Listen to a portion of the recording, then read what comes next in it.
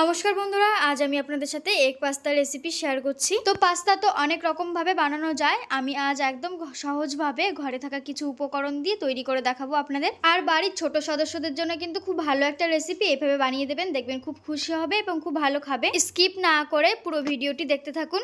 Egg pasta বানাবার জন্য আমি এখানে কিছু সবজি নিয়েছি। সবজিগুলো কিন্তু আগে থেকে পরিষ্কার করে ধুয়ে কেটে রেডি করে নিয়েছি গাজরগুলো একটু সরু সরু লম্বা করে কেটে নিয়েছি বিনস, ক্যাপসিকাম আর লঙ্কা, ঝালের জন্য নিয়েছি পেঁয়াজ। আর এখানে নিয়েছি পরিমাণ মতো পাস্তা কিন্তু অনেক ধরনের হয়, মানে অনেক রকম ডিজাইনের হয়। আমি এরকম প্যাঁচানোটা নিয়েছি, আপনারা যে কোনো ডিজাইনের নিয়ে করতে পারেন। এবারে পাস্তাগুলো সিদ্ধ করে নিতে হবে। তার জন্য একটা কড়াইতে পরিমাণ মতো জল দিয়ে, পরিমাণ মতো একটু নুন, সাদা তেল দিয়ে পাস্তাগুলো দিয়ে সিদ্ধ করে নেব। সাদা তেল দেওয়ার কারণে কিন্তু পাস্তাগুলো একটার সাথে আরেকটা জড়িয়ে যাবে না। পাস্তাগুলো সিদ্ধ হয়ে গেছে। পাস্তাগুলো সিদ্ধ করে নিতে আমার 5 মিনিটের মতো সময় লেগেছে। এখন সরাসরি পাস্তাগুলো একটা ঝাঁঝরি হাতার সাহায্যে জল ঝরিয়ে উঠিয়ে নিচ্ছি। এইভাবে করলে কিন্তু খুব তাড়াতাড়ি পাস্তাগুলো থেকে জল ঝরে যাবে।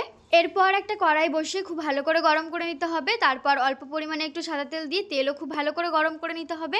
তেল খুব ভালো করে গরম করে নেওয়ার পর দুটো ডিম ভেঙে দিতে হবে এবং সাথে দিতে হবে খুব সামান্য পরিমাণে একটু নুন দিয়ে একদম ঝুরি ভাজার মতো ডিম দুটো ভেজে নিতে হবে। আমার চ্যানেলে নতুন বন্ধু হয়ে থাকলে চ্যানেলটি সাবস্ক্রাইব করে নেওয়ার অনুরোধ রইল।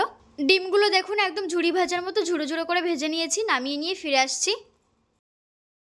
ডিম নামিয়ে নেওয়ার পর কড়াইতে আরও একটু পরিমাণ মতো সাদা তেল দিয়েছি। এখন দিয়ে দিচ্ছি পেঁয়াজ কুচি। পেঁয়াজটা একটু নেড়ে চেড়ে দিয়ে দেবো আগে থেকে কেটে রাখা সবজিগুলো, গাজর, ক্যাপসিকাম, বিনস, কাঁচা লঙ্কা। ঝালটা কিন্তু নিজেদের পরিমাণ মতো অ্যাড করবেন। একটু যদি বেশি ঝাল পছন্দ করেন তাহলে একটু বাড়িয়ে দেবেন কাঁচা লঙ্কার পরিমাণটা। দিয়ে দিচ্ছি পরিমাণ মতো একটু নুন, দিয়ে সবজির সাথে খুব ভালো করে মিশিয়ে নিয়ে কিছুক্ষণ ফ্রাই করে নেব, সবজিগুলো নরম হয়ে যাওয়া পর্যন্ত। বেশ কিছুক্ষণ সময় ধরে সবজিগুলো কিন্তু খুব ভালোভাবে ফ্রাই করে নিয়েছি, মানে সবজিগুলো নরম হয়ে গেছে, বেশ সিদ্ধ হয়ে এসছে।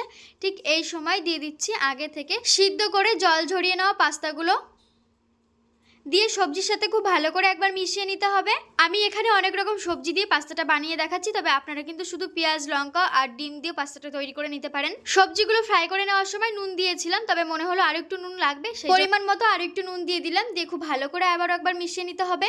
নুন খুব ভালো করে মিশিয়ে নেওয়ার পর এই সময় দিয়ে দিচ্ছি ভেজে রাখা ডিম দিয়ে খুব ভালো করে একবার মিশিয়ে নিয়ে কিছুক্ষণ একটু রান্না করে নেব, মানে ফ্রাই করে নেব পাস্তাগুলো। আপনারা সবজিগুলো যখন ফ্রাই করবেন তখন একটু গোলমরিচ গুঁড়ো, লঙ্কার গুঁড়ো অথবা সসও অ্যাড করতে পারেন। এবারে দিয়ে দিচ্ছি পাস্তা মশলাটা দেওয়ার পর খুব ভালোভাবে একবার মিশিয়ে নিতে হবে। মিশিয়ে নিয়ে কিছুক্ষণ ফ্রাই করে নিতে হবে। ব্যাস, তাহলেই তৈরি হয়ে যাবে এগ পাস্তা। একদম সহজভাবে ঘরে থাকা সমস্ত উপকরণ দিয়ে তৈরি হয়ে গেছে এগ পাস্তা। এবার গরম গরম সার্ভ করুন।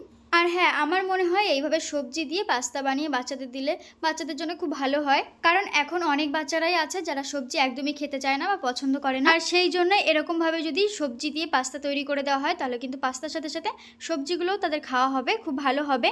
আর এখানে কিন্তু পাস্তা মশলা ছাড়া অন্য কোনো রকম মশলা ব্যবহার করা হয়নি। এটা আমার মনে হয় খুব একটা অসুবিধা হবে না বাচ্চাদের দিলে। এইভাবে কিন্তু টিফিনেও তৈরি করে দিতে পারেন আপনারা। রেসিপিটি ভালো লাগলে একটা লাইক করবেন ও বন্ধুদের সাথে অবশ্যই শেয়ার করবেন। আজকের মতো এই পর্যন্ত। দেখা হচ্ছে আবারও নতুন কোনো রেসিপির সঙ্গে। ততক্ষণে সকলে খুব ভালো থাকবেন, সুস্থ থাকবেন। ধন্যবাদ।